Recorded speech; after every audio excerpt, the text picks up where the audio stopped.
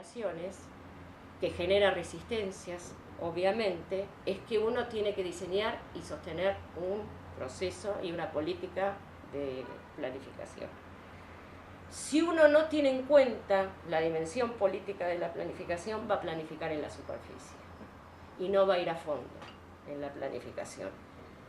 ¿Qué hace la comunicación en el marco de una política pública y cuando trabaja desde una concepción estratégica? Pone en escena el conflicto. En todas las instituciones, digamos, y en todas las políticas públicas se generan situaciones de conflicto. ¿Por qué? Porque voy a favorecer unos actores en detrimento de otros.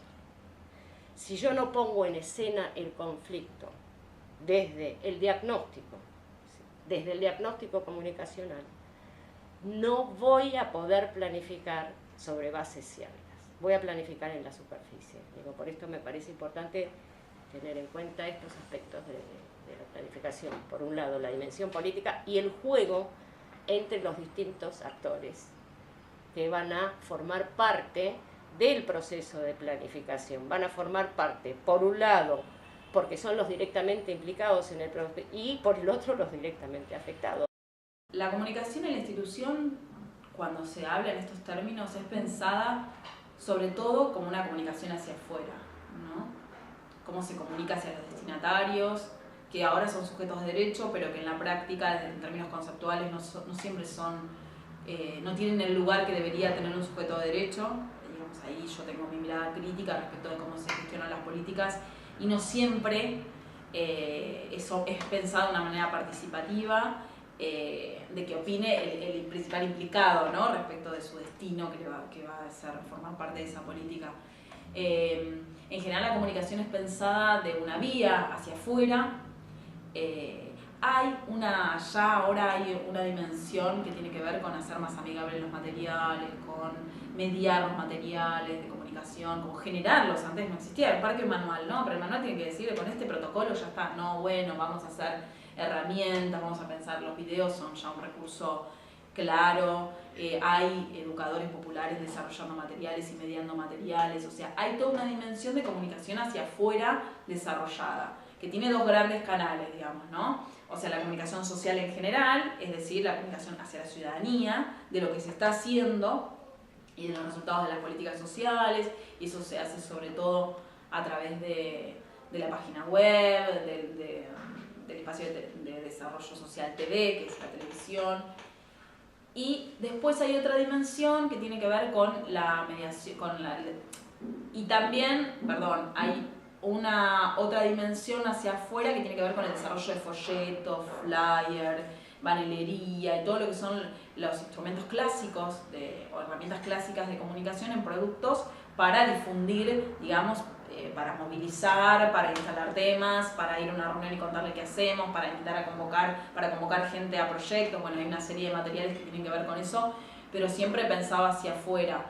Y después hacia afuera también está la dimensión educativa, de mediación de materiales, donde el Ministerio tiene un área de contenidos interesante y un área de diseño que ya tiene alguna expertise respecto de mediación, y que laburan con la posibilidad de, como dicen a veces y siguen diciendo, bajar algunos contenidos hacia determinados públicos, generan estrategias educativas, y acompañan, por ejemplo, con materiales, libros, por ejemplo, para el sector universitario, determinados foros o espacios, congresos, se hace además una publicación, entonces se hacen los CD, los libros, se hacen manuales, se hacen instructivos mediados, se hacen videos para aprendizaje con una intención educativa. O sea, hay todo un trabajo atrás del desarrollo de contenidos desde una perspectiva educativa y comunicacional comunitaria interesante, y hay todo un trabajo de comunicación hacia afuera también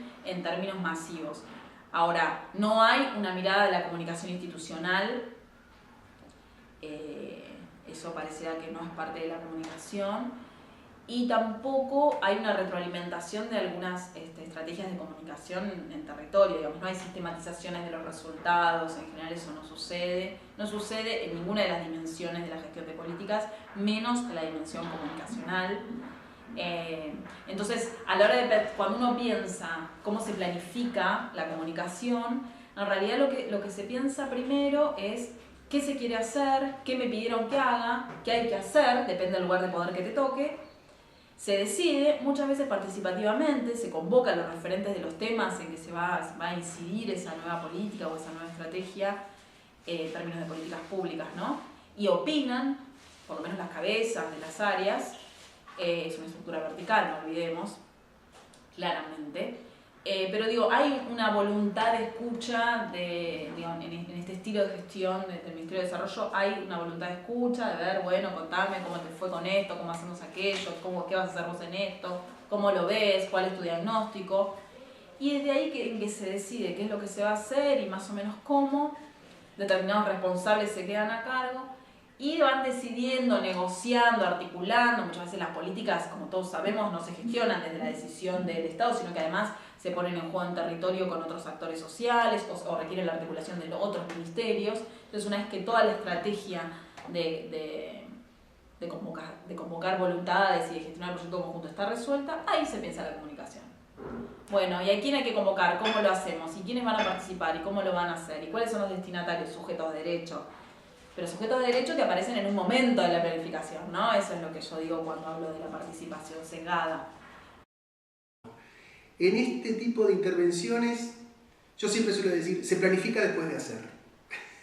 El plan retrotrae de la acción. No porque sea, y no lo soy, espontaneísta, pero sí porque yo diría que hay un esquema así, ¿no? Hay una concepción y unos criterios, una intervención y una ejecución que retrotraen en un concepto de cómo proyectar y el plano para recorrer ese proyecto. En ese sentido, la planificación tal cual se la conoce, la planificación formal, digamos, ex ante, digamos, tiene mucho de mal necesario y o de trámite burocrático. Pero uno concibe el plan de una manera, yo no sé si uno, en mi experiencia, de una manera de algún modo inductiva o abductiva, digamos, lanzando una hipótesis sobre el trabajo y viendo desde allí cómo se la modula en el tiempo con los actores y con los temas, ¿no? Lo cual, claro, genera un problema, porque no es, sería así, es la práctica habitual, pero no es el lenguaje habitual, y mucho menos es el lenguaje legitimado habitual con el que se realizan esas cosas. Lo cual implica, a la hora de dialogar con otros actores, sean pares, sean destinatarios, sean jefes, digamos, ¿no? Los tenga uno donde los tenga, a veces acarrea dificultades, porque es muy difícil hacer creer que eso va a funcionar, ¿no? Por ejemplo, hablemos de la planificación de una secuencia formativa, ¿no? Que tiene su paralelo comunicacional. Uno puede planificar para ambas cosas, algunas cosas de tipo cuasi logístico, pero muchas veces en nuestro criterio los contenidos derivan de la aplicación de criterios en cada escena que después resultan en un contenido u otro. O sea, no hay programa de lo que se va a desarrollar. Hay una serie de núcleos significativos que se van a abordar y que en la interacción con los actores van a tomar forma. Y ahí sí van a armar secuencias, ¿no? No quisiera hacer con esto una apología del trabajo con los emergentes. Pero si para decir que trabajar con los emergentes con criterios firmes y con una racionalidad de proyecto y de construcción y no con espontaneismo, ¿es hacer una apología? Bueno, es una apología. Y entonces hay algo de que uno retrové su plan, ¿no? Lo ve un poco en parte hacia atrás. Lo que uno tiene hacia adelante son criterios más que planes. El plan surge de la retrovisión y la retroacción y el retropensamiento de la intervención. Después queda otra cosa, ¿cómo se hace una planificación para aplicar criterios, no para realizar acciones? ¿No? Y una planificación para aplicar criterios tiene una cosa muy rara, vos tenés que tener siempre toda la batería de criterios. No es que primero tenés el criterio 1, después el criterio 2, ¿no? Entonces es una planificación que corta el tiempo cada vez transversalmente, ¿no? Y de ahí vos vas viendo cómo armo la secuencia a partir de tener todo el aparato temático, retórico, metodológico, de dispositivos logísticos, de recursos, y viendo a partir de ahí cómo sale. Y si lo llevas a esta zona dura que es la de articular recursos, todos los recursos, materiales, conceptuales y ese núcleo duro que son los recursos financieros. En mi experiencia, esto no lo digo como bandera, lo digo solo como retrato de una experiencia, siempre ha sido la cuestión de primero apostar a hacer y de ahí hacer que los recursos aparezcan. O sea, la acción y la intervención como catalizadora, analizadora y descubridora de los recursos. Entonces tenemos un momento explicativo que corresponde al diagnóstico, tenemos un momento normativo que es la definición de la planificación, tenemos un momento estratégico que es generar justamente la viabilidad política, institucional, de recursos, planificamos siempre con recursos escasos. Bueno, generar la viabilidad y después tenemos el momento táctico, que es el momento de la implementación. Entonces, cuando uno diseña la estrategia, digamos, cuando uno está en el momento estratégico, tiene que trabajar en este juego de relaciones con actores, entre actores, para generar relación de fuerzas para poder sostener el proyecto.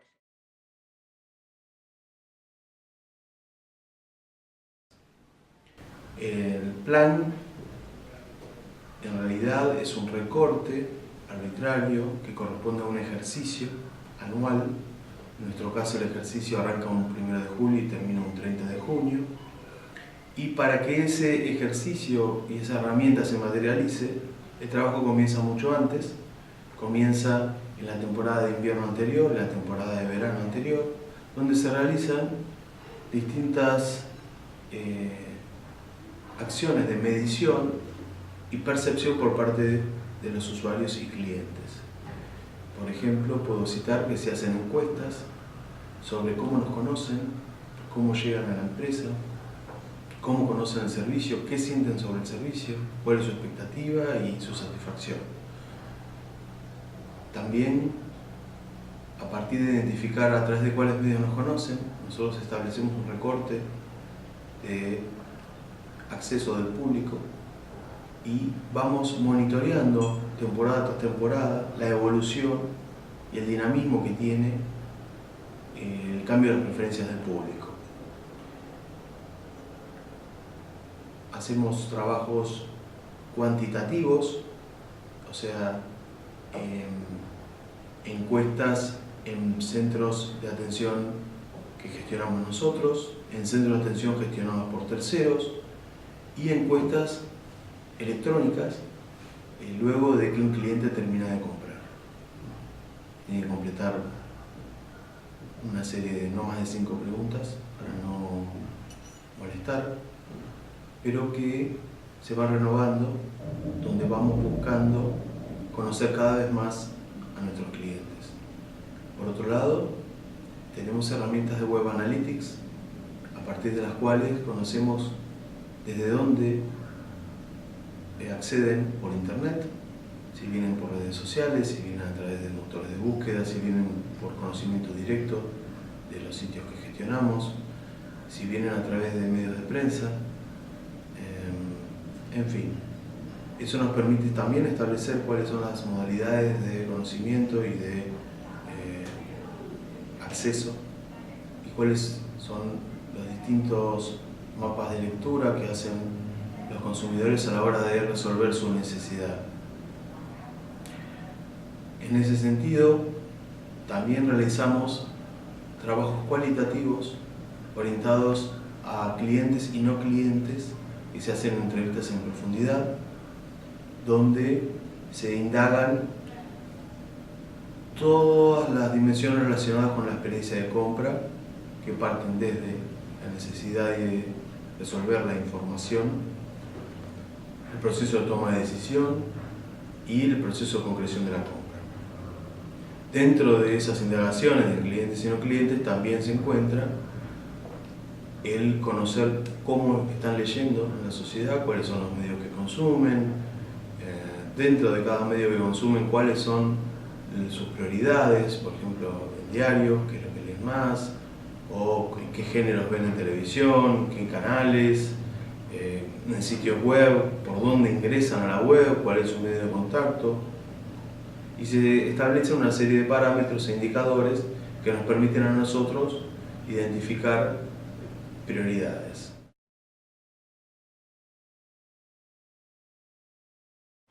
FM en Tránsito nace como una propuesta en principio, de trabajo para aprender. Yo vengo de la rama del periodismo, no específicamente de la planificación, y una cosa que me había quedado pendiente era trabajar y aprender de la planificación que complementara el periodismo, porque también tenía esta concepción de que el periodismo no puede estar eximido de la mirada planificadora, ¿no? Por una cuestión de aprender a gestionar procesos, o sea, me parece que también el periodismo tiene que aprender a gestionar procesos, gestionar información, gestionar noticias, y bueno, va un poquito también para salir un poco de la rama instrumental, por ahí más del periodismo. Así que es un poco una propuesta y una búsqueda que se concreta de la mano de Claudia. Ella le propone FM en Tránsito, la va a buscar para hacer una experiencia de elaboración, de redefinición en realidad de la propuesta político-comunicacional y su proyecto político, para reorientarlo y darle otra impronta, porque era una radio que ya venía con muchísimos años, muchísimas etapas, hitos, personas que habían transitado esa radio, que la habían habitado y habían hecho de lo que era FM en Tránsito una historia, habían hecho un proyecto político, pero necesitaba como una cierta redefinición, ese es en este plano político, de cara a... Yo siempre digo que fue una de las más visionarias en ese sentido, porque el proceso comenzó en el 2006, y yo creo que hoy muchas de las radios comunitarias, en el plano de la comunicación comunitaria, creo que los procesos de redefinición y de volver a mirar la práctica son absolutamente necesarias de cara a la Ley de Servicios de Comunicación Audiovisual, que se aprueba más adelante, ¿no? Y así los conocía de nombre en realidad, porque previamente había colaborado en un libro que se llama La Práctica Inspira, leyendo muchísimas experiencias de Latinoamérica, del continente latinoamericano, y trabajando en la sistematización de los distintos aspectos de la gestión radiofónica, o al menos de la perspectiva de la gestión radiofónica, que propone mirar los proyectos políticos y los proyectos políticos comunicacionales en 4 dimensiones, que es la dimensión político-cultural justamente, preguntarse el por qué y el para qué, la dimensión comunicacional, la dimensión organizacional, la dimensión económica. Yo traía esa experiencia, un poco de poder mirar un montón de experiencias, experiencias que después se transformaron en un lindo libro que relata justamente desde esas 4 perspectivas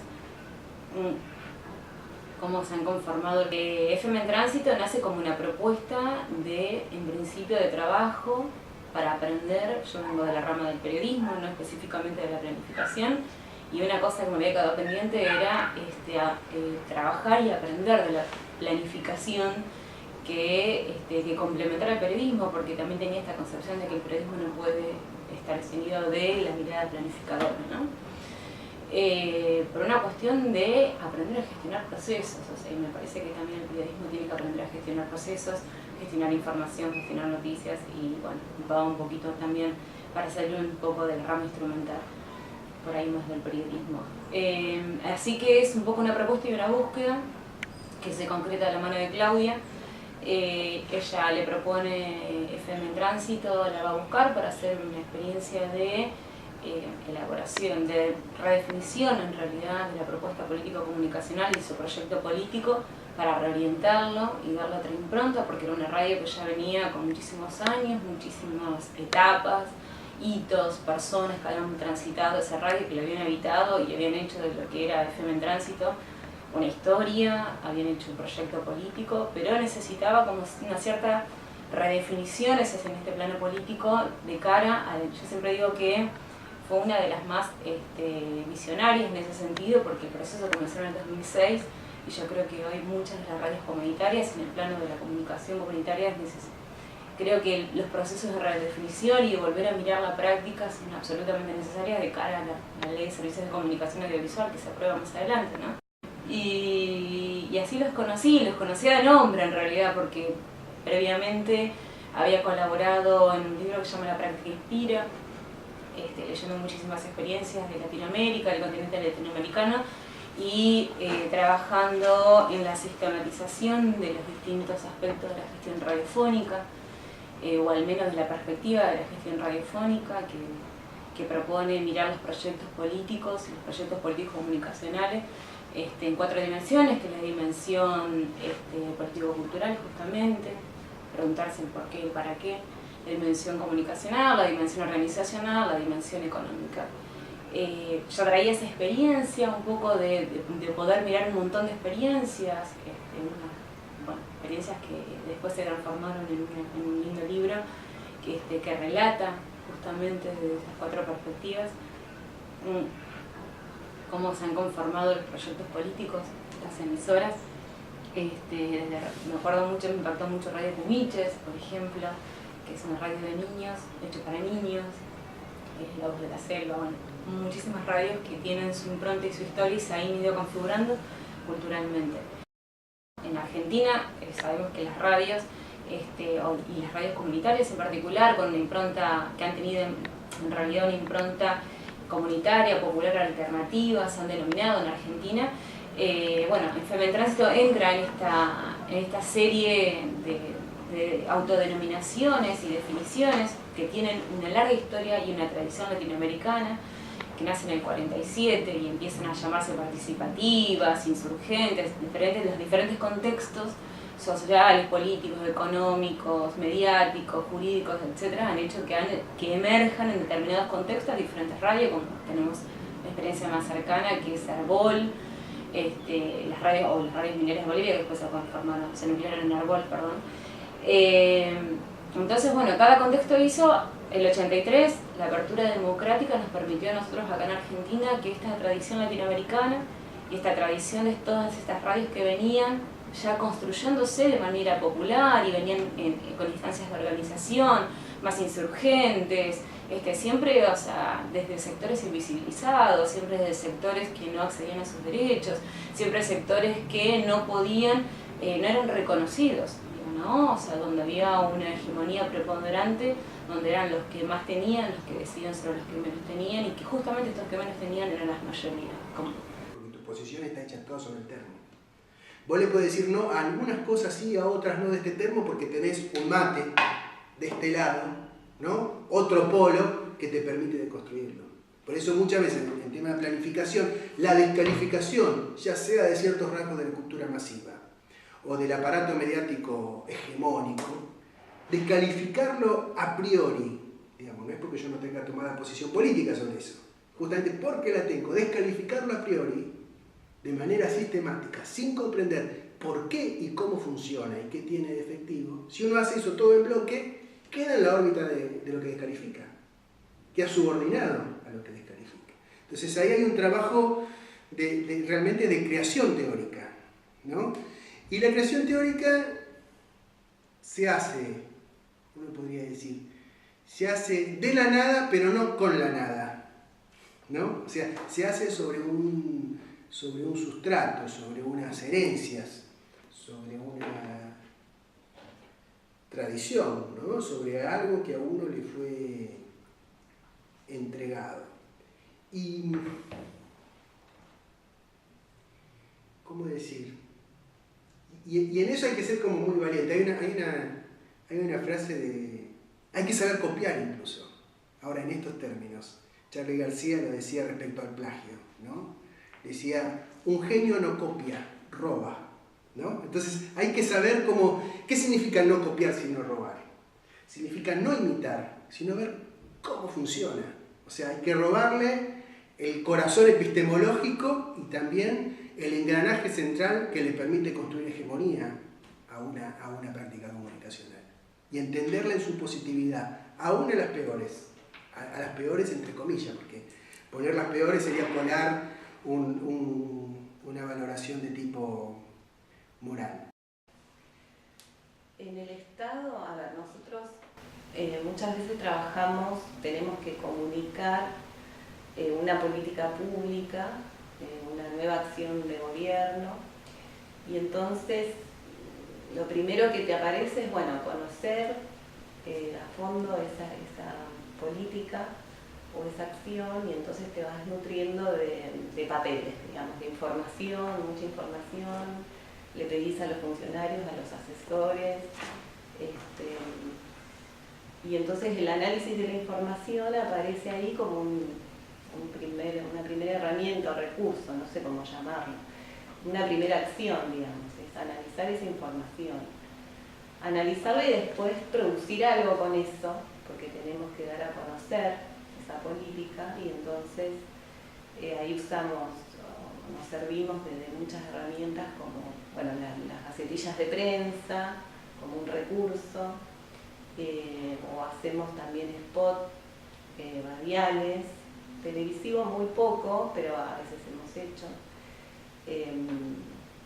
Bueno, y ahí, digamos, uno también pone en juego saberes prácticos, ¿no? Que tienen que ver con los lenguajes, pero también ahí aparece, bueno, cómo leo yo esa política pública, cómo estamos leyendo como equipo esa política pública que se va a comunicar, porque uno cuando comunica desde el gobierno, pero también desde otros ámbitos, está comunicando valores, está comunicando sentidos. Y entonces poder leer esa política pública en clave de, bueno, a quién se la voy a comunicar, también es como un saber hacer.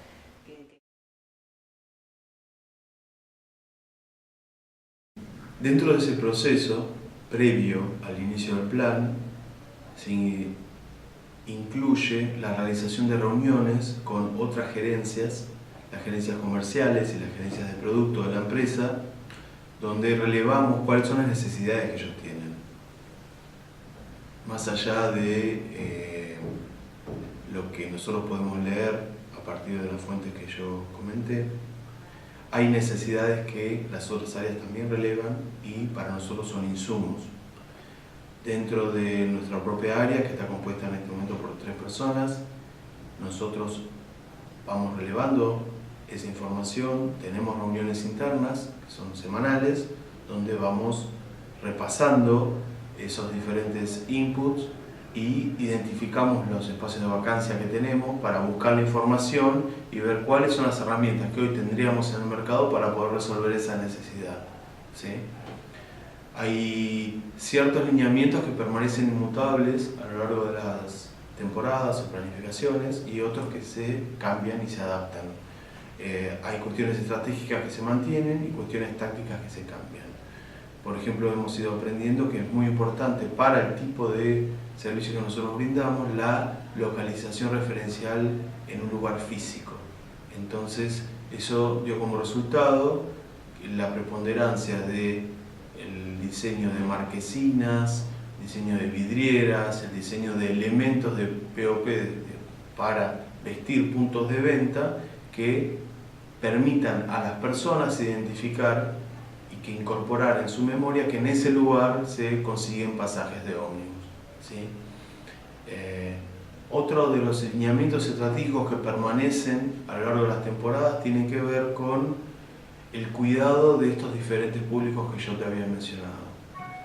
Por ejemplo, nosotros nos cuidamos mucho de que la red de centros de atención perciba los servicios que les ofrecemos para que ellos a su vez puedan sentirse capacitados para asesorar físicamente a una persona y darle seguridad a la hora de viajar. Al mismo tiempo, como tenemos distintos canales que conviven entre sí, somos muy respetuosos de la especificidad de cada canal y entendemos que hay formas diferentes de tratar a cada canal y hay herramientas diferentes en términos de capacitación, de asistencia cotidiana, de asistencia de la mesa de ayuda, que son específicas para el conocimiento que tiene ese canal. Y al gran público se lo atiende a través de los diferentes canales, con lo cual nosotros tenemos el desafío complejo de poder decirle a la gente que puede acceder a los servicios de la compañía a través de los diferentes canales, evitando que entren en conflicto entre sí, porque ellos están en competencia entre sí. Entonces, algo que aparentemente parece simple es bastante complejo de gestionar, de que no colisionen y que no se sientan heridos porque un canal en determinada temporada crece más que otro, ¿sí? O que tiene un determinado acceso porque tecnológicamente ciertos canales acceden primero a ciertos servicios que otros. Ese cuidado y ese respeto que nosotros ponemos en esos detalles a lo largo de las expresiones comunicacionales que hacemos se ven reflejadas en la fidelidad que tiene tanto nuestra red con nosotros como el público que recibe de nuestra parte un determinado cuidado. Cualquier plan y el proyecto que ese plan sostiene es un plan que entra en la trama de otros planes. O sea, ¿cuándo funciona una planificación? Cuando se cruza con otras planificaciones de otros sectores y sujetos y encuentra un punto de enganche. Entonces, es fundamental entrar en la cadena de las otras planificaciones que no solo la cruzan en otra línea ni con otra direccionalidad, sino que a veces no tienen forma de línea, ¿no? Por su propia naturaleza. Pero que no por eso son faltas de racionalidad, de criterio y de plan, ¿no? Y eso sucede a distintas escalas. Y eso hay que estar permanentemente como articulándolo en el doble sentido de articulando. Ahí donde articulando con la CLO significa lo mismo que construir hegemonía, ¿no? Prácticas articulatorias, y también articulándolo ahí donde la palabra articular es de la misma raíz que la palabra arte, ¿no? Hay que hacer una especie de artesanía o de percepción artística de formas para que tu punto de planificación enganche con el de otro actor, ya sea al interior de tu proyecto y de la trama institucional que lo sostiene, de medios, de instituciones, de organizaciones, de políticas, ya sea y fundamentalmente con los destinatarios, ¿no? En general, el gran problema de la... voy a decir una novedad, pero bueno. El gran problema de las planificaciones es que parten del planificador, no del destinatario. Ya el nombre destinatario lo pone en ese lugar. Al destinatario se llega como destino, en vez de ser punto de partida.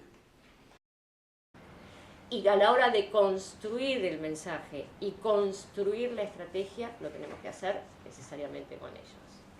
Lo mismo que si trabajamos desde una concepción estratégica y tenemos el marco político institucional para hacerlo de manera participativa, que es la situación ideal, trabajamos la instancia de construcción de mensajes con los destinatarios de la política pública. Esa es la situación ideal. Lo que yo quiero dejar bien en claro que a veces lo podemos hacer y otras veces no lo podemos hacer. Y si no lo podemos hacer, no nos suicidemos, digo, porque a veces uno sale formado con la bandera de la participación llevada hasta sus últimas consecuencias y hay veces que no se puede implementar. Bueno, hay veces que no se puede implementar, pero se puede generar con el tiempo viabilidad político-institucional para poder hacerlo. Y hay veces que se puede implementar. La experiencia indica que las veces que se pudieron implementar estrategias participativas para diseñar, digamos, planes de comunicación junto con los actores, entre los actores del Estado y los actores de la sociedad, son las mejores experiencias y es donde mejor llega el mensaje y, digamos, la estrategia.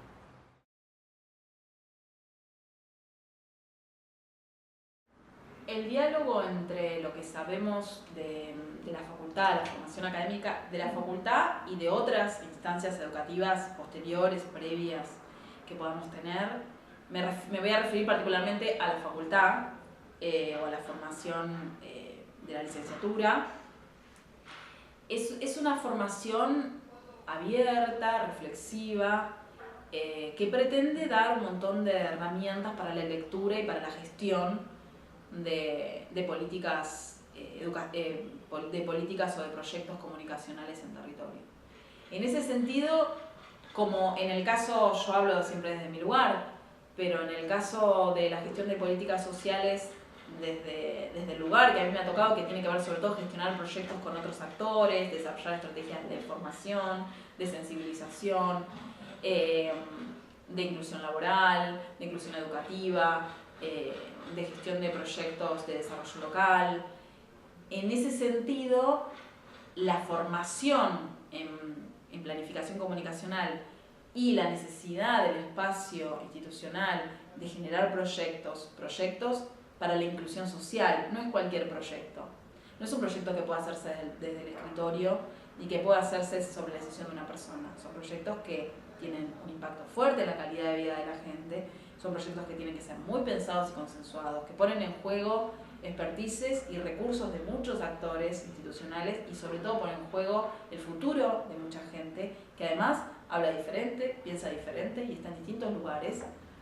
Ese desafío de implementar ese tipo de proyectos, de la mano de una formación, como decía, en la facultad, flexible, con esta mirada de territorio, que uno cuando lo está estudiando no termina de ponderar tanto, pero que hay que poner en valor y hay que guardar algunos autores para seguir leyendo y hay que reencontrarse con algunos de nuestra formación, con algunos autores de nuestra formación, como para volver a valorarlos después de la experiencia, ¿no? Me parece que hace sentido la formación en la práctica, ¿no? Y eso también es interesante de decir. Pero creo que este cruce entre la gestión de proyectos comunicacionales y la formación de la facultad en el terreno de las políticas públicas o de las políticas sociales para el desarrollo, desde mi punto de vista y desde mi experiencia, ha sido de mucha conexión. No son caminos que van en paralelo. A partir de, digamos, de la intervención profesional en el campo de la comunicación, en el marco de las políticas públicas, me surgieron, digamos, determinado tipo de necesidades de formación. Por un lado, conocer el Estado como actor complejo y heterogéneo. Por el otro lado, necesariamente conocer sobre el campo en el cual voy a intervenir. Y cuando hablo de conocer acerca del campo, no me refiero, si estoy en el campo de la salud, estudiar, digamos, medicina o estudiar sanitarismo, pero sí conocer acerca de los modelos de política pública, poder diferenciar un modelo de otro. Lo mismo ocurre en el campo de la estadística, lo mismo ocurre en el campo de la economía. Entonces, por un lado, digamos, la necesidad de, desde la ciencia política, de incorporar determinados elementos. Por el otro lado, desde la ciencia, digamos, que tiene que ver con el campo de intervención, también incorporar elementos. Por el otro lado, lo que aparece fuertemente es que la comunicación, si bien la que conduce las estrategias de comunicación es nuestra disciplina, el trabajo es multidisciplinario. Por un lado, es multiactoral, porque estoy trabajando entre distintos actores del Estado y distintos actores de la sociedad, y por el otro lado es multidisciplinario. Digamos, así como ninguna disciplina, digamos, la economía no da cuenta de la resolución de los problemas económicos, digamos, el campo de las ciencias médicas no da cuenta de la resolución de los problemas sanitarios, la comunicación sola no da cuenta de la intervención en distintos campos, ¿entiende? Entonces, nuestro trabajo necesariamente es multidisciplinario, se generan necesariamente instancias de trabajo de la comunicación con los actores que forman parte del campo de intervención.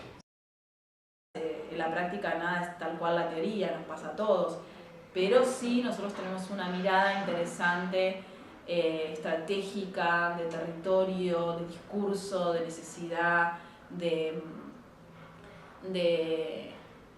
gradualidad, una lectura de las relaciones de poder, de la toma de decisiones, de reconocer al otro. Eso es lo fundamental, nuestra mirada sobre la importancia del otro, sobre la importancia de la participación, que por lo menos tender hacia, no siempre es posible el mayor nivel, ni deseable en muchos casos el mayor nivel.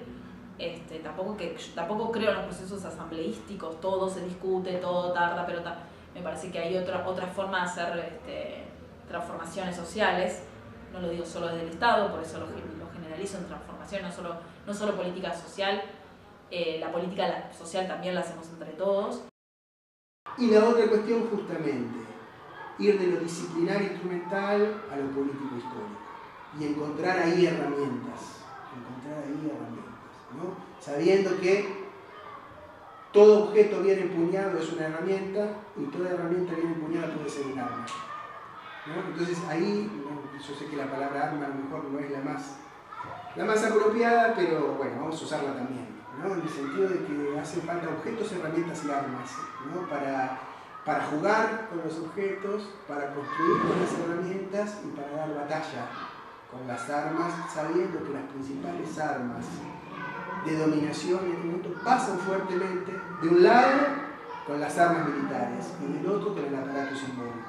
Entonces ahí, sabiendo las propias limitaciones, la propia pequeñez, habría a lo mejor ahí una reconceptualización de la escala. Yo creo que hay que romper el encanto de lo micro y la fantasía sobre lo macro y dejar de hacer apología de lo micro, lo singular, lo pequeño. Lo pequeño es pequeño, no es maravilloso, es pequeño.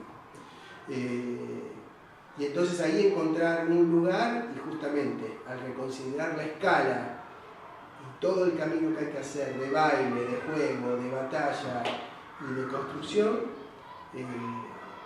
hacer un camino y reconstruir un mapa a partir del itinerario, no a partir del mapa que tenemos, ¿no? Entonces ser capaces ahí de hacer, otra vez, vuelvo al principio, un mapa retroactivo, ¿no? Porque el mapa es un plan al revés, ¿no? Los buenos mapas son los hechos por los viajeros, ¿no? Entonces, animarse a viajar y sobre eso hacer el plan, no la planificación, sino el plano o aquello que en toda planificación es un plano que viene de un trayecto. Dicho al revés, y con esto ya terminamos, hacer planificaciones que habiliten viajes que valgan la pena, no líneas que ya sabemos dónde van, que habiliten viajes que valgan la pena, por lo tanto que tengan algún componente relativo a lo imprevisible, lo no instrumental